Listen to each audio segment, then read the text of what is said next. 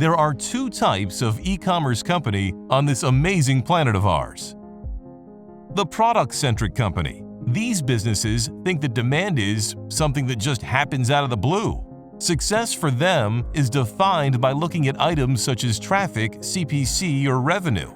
They are all about communicating mostly product features, prices, or discounts. Their departments are separately run silos, which treat customers without understanding either the previous or next touchpoints in those customers' journey.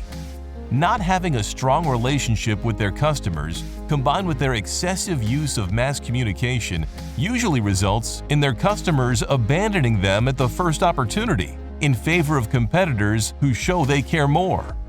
These companies are vulnerable to competition and to market changes. The customer-centric company. These businesses are very aware that the main driver of demand is customer behavior, which they know can be monitored and influenced by analyzing available data. Their departments are focused on orchestrating a fluent customer journey and a consistent customer experience based on the unique and valuable set of truths they have about their customers. To get this set of truths, they segment, monitor, understand, and nurture their customers with the latest technologies. Customer-centric companies use Omniconvert Reveal. Which kind of company do you want to build?